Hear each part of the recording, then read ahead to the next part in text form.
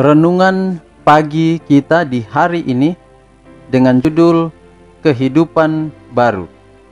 Kehidupan Baru. Sebelum saya membacakannya untuk kita semua, mari kita berdoa. Ya Tuhan Allah Bapa kami dalam sorga, kami rindu untuk mendengarkan firman Tuhan. Biarlah pekabaran firman Tuhan boleh menjadi berkat dalam kehidupan kami sepanjang hari ini. Dalam nama Yesus kami berdoa. Amin. Sekali lagi, judul renungan harian kita di pagi hari ini adalah Kehidupan Baru. Yohanes 3 ayat 7, kamu harus dilahirkan kembali. Kamu harus dilahirkan kembali. Mari kita ikuti keterangannya. Sebagaimana halnya dengan Nikodemus, kita mesti rela masuk ke dalam hidup sama seperti cara kepala orang-orang berdosa. Selain dari Kristus, tidak ada nama lain yang diberikan kepada manusia yang olehnya kita dapat diselamatkan. Kisah 4 ayat 12. Oleh iman kita menerima rahmat Allah, tetapi iman bukan juru selamat kita. Iman itu tidak mendapatkan apa-apa. Iman adalah tangan yang berpegang pada Kristus, serta memiliki jasa-jasanya, yakni penawar untuk dosa. Bahkan, kita tidak dapat bertobat tanpa bantuan Roh Allah. Alkitab berkata tentang Kristus ditinggikan oleh Allah sendiri dengan tangan kanannya, menjadi pemimpin dan juru selamat, supaya Israel dapat bertobat dan menerima pengampunan dosa. Kisah 5 ayat 31. Pertobatan datang dari Kristus sama seperti keampunan datang daripadanya.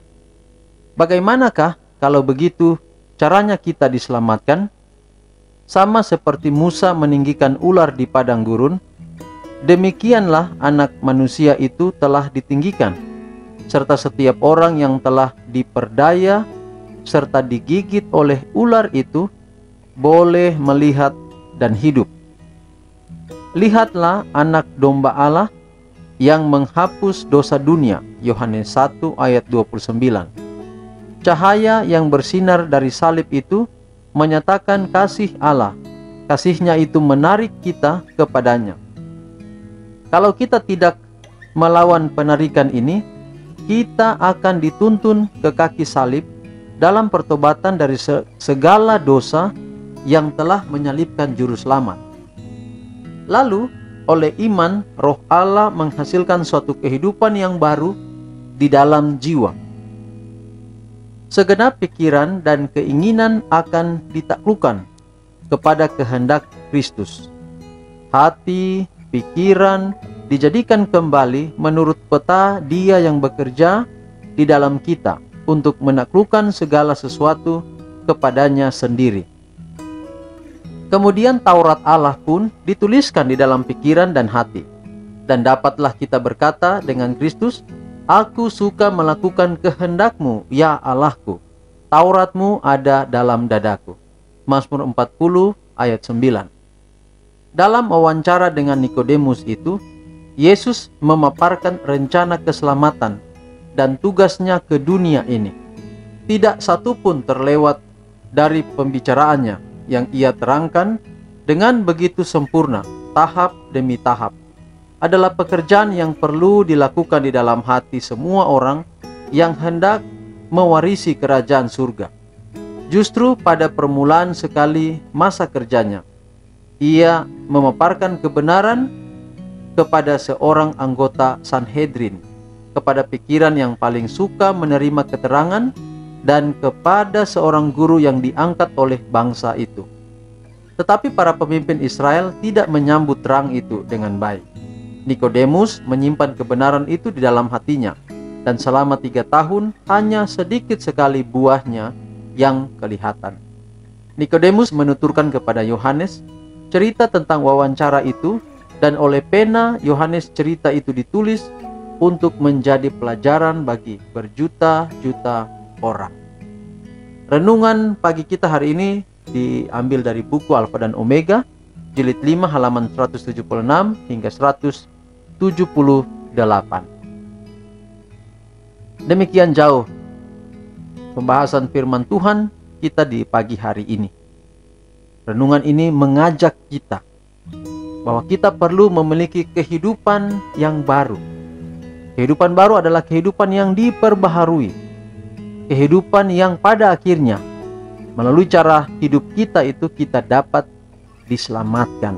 Bukan oleh karena upaya kita, tetapi oleh karena pengorbanan Yesus Kristus. Ketika kita hidup baru, lahir baru di dalam Tuhan, kita diangkat menjadi anak-anaknya. Sama seperti Nikodemus, ketika dia pergi kepada Yesus dan Yesus mengatakan bahwa engkau harus lahir kembali, maka demikian pula kita harus dilahirkan kembali.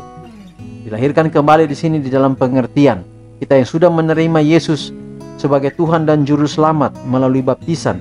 Di sini kita harus terus menyerahkan hati kita, pikiran kita untuk selalu ada dalam penurutan kembali kepada peta Allah yang bekerja untuk kita. Jadi mari setiap hari kita bisa lahir baru. Biarlah kita akan menjadi cahaya terang pantulan salib itu kepada dunia ini, sehingga dengan demikian harapan kita adalah berkat Allah selalu menjadi bagian kita. Tuhan memberkati kita. Mari kita tutup dalam doa. Bapa di sorga, terima kasih untuk pekabaran firman-Mu. Biarlah boleh menjadi bagian kami. Kami boleh menjadi anak-anak yang dilahirkan kembali baru dalam kehidupan kami hari demi hari, dalam hati kami, pikiran kami, tindakan kami, agar tindakan pikiran kami ini boleh menjadi terang di mana saja kami berada. Menyerahkan seluruh pendengar yang mendengarkan renungan ini, biarlah mereka kiranya dikuatkan sepanjang hari ini. Inilah doa kami Tuhan, terpujilah nama-Mu. Di dalam nama anak-Mu Yesus Kristus kami persembahkan doa ini. Amin. Sekali lagi Tuhan berkati kita sepanjang hari ini. Shalom.